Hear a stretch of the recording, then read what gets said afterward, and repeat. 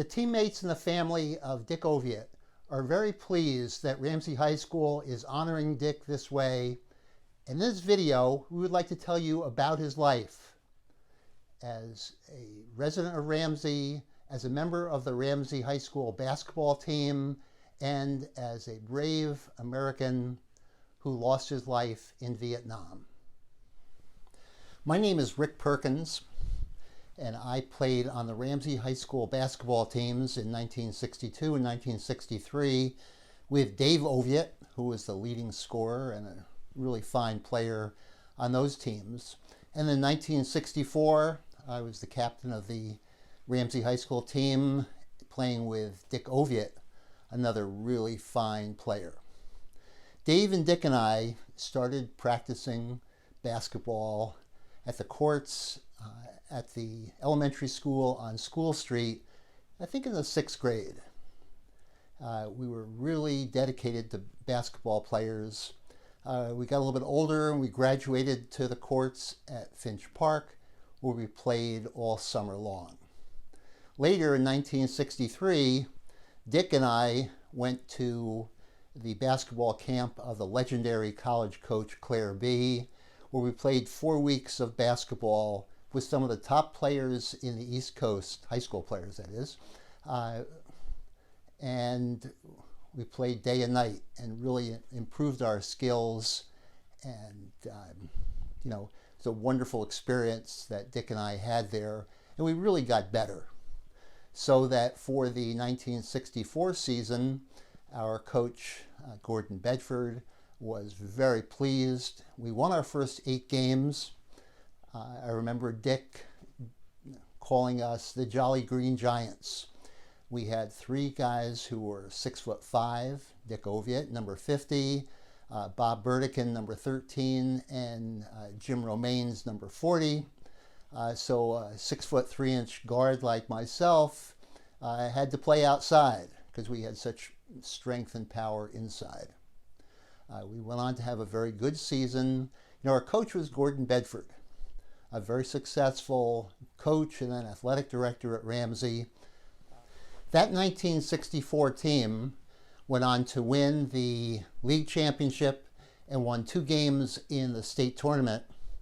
And one of the things that made it successful was that Dick, at 6'5", had developed this great fadeaway jump shot that he held way back behind his head and went up very high with it, and it was almost unstoppable. So we had a really good season. We were 20-4, one of the best records that Ramsey High School had had up until that time. After that season, I went on to play at University of Massachusetts.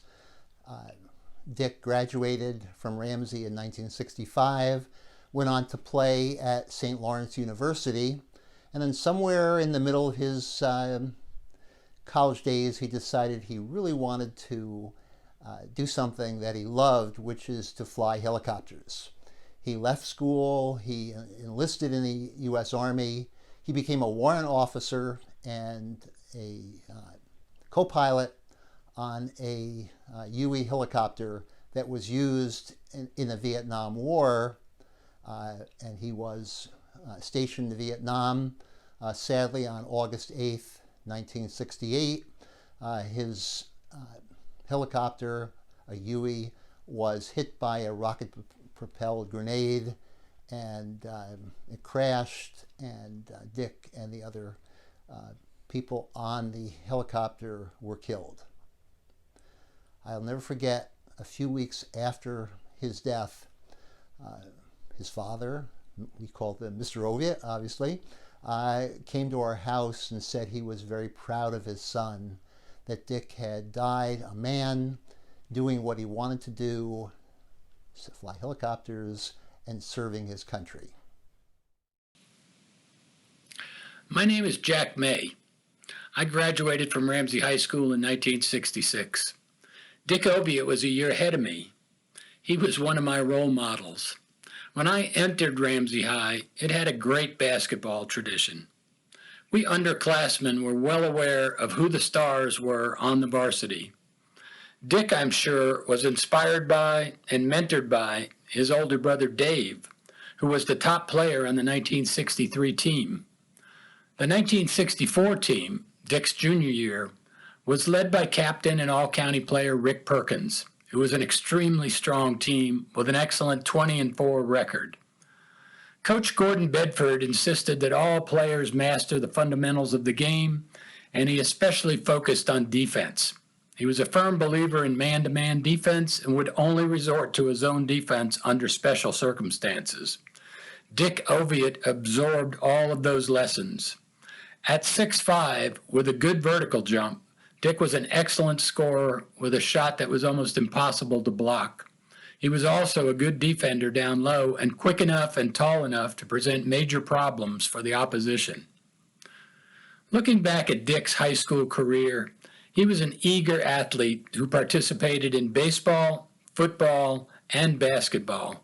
In his junior and senior years, he focused all of his attention on basketball. These pictures illustrate his commitment to fitness, and yes, basketball shorts of the mid-1960s really were that short. Dick also had excellent school spirit, as evidenced by this photo of him leading a conga line of somewhat strangely dressed fellow students at a pep rally for the football team. When I was a senior in 1966, I was well aware of Rick Perkins playing at UMass and Dick Oviatt playing at St. Lawrence University.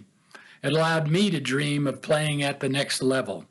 Unfortunately for me, reality would catch up as I tried to make that leap, but basketball remained a fun part of my life for years to come. Returning home from college for the summer, I would always ask around to hear how Dick and other Ramsey grads were doing. In 1968, the news of his death in Vietnam came as a stunning shock. My memories of him are good ones, as we shared a common background growing up in Ramsey and a love of the game of basketball.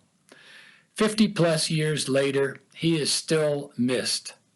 On this occasion, your remembrance of him is a fitting tribute to a person who was a great teammate and a patriotic citizen. Hi, my name is Chip Reed. I graduated from Ramsey High School in 1965, the same year as Dick Oviatt. Dick and I became good friends while in the Cub Scouts. We were in the same den and had fun doing projects and marching in the Memorial Day parades. Between the ages of 10 through 12, we played Little League Baseball on the Woodpeckers. Dick was our catcher. In 1962, as freshmen, we played basketball for Ramsey High. Dick was growing quite tall, and it took him quite a while to adjust to his new height. By the time we were seniors, he was playing great, with a lights-out jump shot and rebounding off the boards. After high school, Dick went off to college, became a warrant officer, and later went to flight school to become a helicopter pilot for the United States Army. I enlisted in the Marines. In late August of 1968, while I was stationed in Chu Lai, Vietnam, I received a letter from my mother informing me of Dick's death in a helicopter crash. It was devastating, to say the least. In closing, I'd just like to say that Dick Oviatt should be remembered not only as a good friend to many or a great basketball player at Ramsey High, but as a great American who gave his life for his country. Thank you. My name is Tom Ovaitt. I was Dick's younger brother. He was 5 years older than I was, and I'd like to tell you what it was like to be Dick's younger brother. Dick was an amazing athlete at every sport he tried. And being my big brother, he was my hero. I always thought he could do anything. It's not to say we weren't brothers and we didn't fight and I didn't try to annoy him and he didn't keep me in line, but there were parts of Dick's personality that I got to see in a way I think that no one else did. And if we're to honor Dick, I think what I have to say ought to be heard. When Dick was in high school and just got old enough to drive, he knew that I loved butterscotch candy. And at least once a week, sometimes 2 or 3 times a week, he would stop at the Parvin's drugstore and pick up a roll of butterscotch lifesavers and bring it to me. And to me, as Dick being my hero, he found a way to do thoughtful things every now and then to let me know that he loved me. Let me know that our relationship was something special and that we were brothers. Later, when he went off to college, he went to St. Lawrence University to play basketball. And along the way, he made friends with some of the hockey players at St. Lawrence. And there was a rivalry between them as to, are the basketball players the better athletes, or are the hockey players, they would have a friendly discussion about that. And one evening, the hockey players brought Dick down to the ice arena and dressed him up in the pads of a goalie.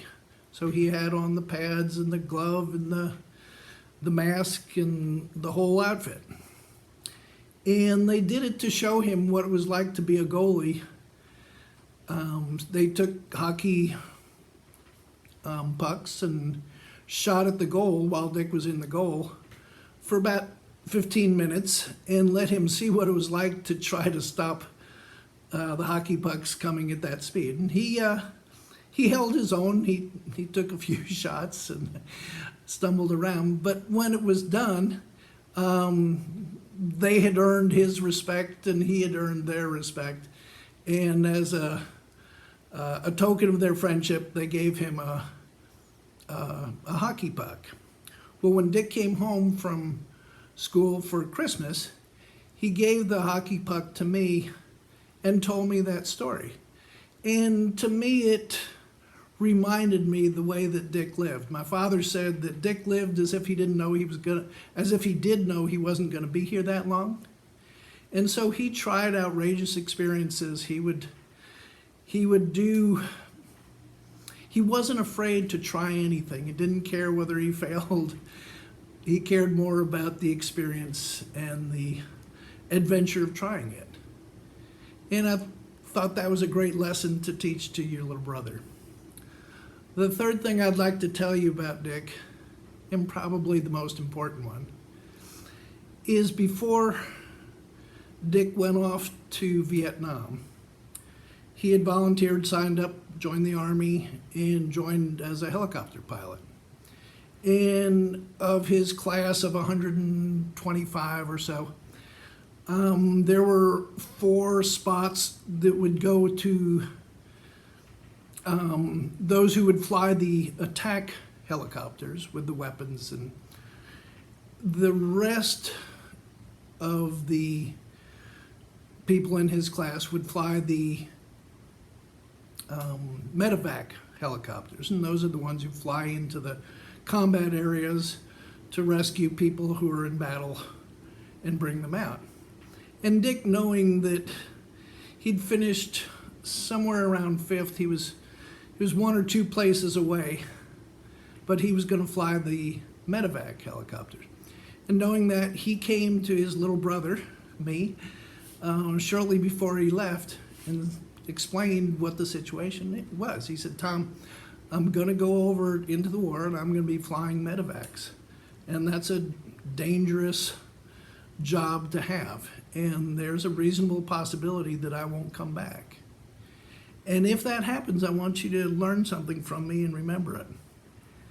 And that is, if I die, I do not want you to feel sorry for me or feel bad or have any regrets, because I won't. I want you to share my happiness that I finally found something that was worth dying for. If I go and serve my country and I give my life because I'm serving my country and I die trying to rescue fallen soldiers, don't you dare feel bad for me. celebrate that I found something that was important enough to me to give my life. And that message, and all the messages that my big brother Dick gave to me, have always stuck with me. And I learned so much from him. He's still my hero. My oldest son I named Richard Arthur Ovaitt in honor of him. And so I wanted to share the parts of who he was as a big brother and as a person today, in addition to who he was as an athlete. Thank you very much.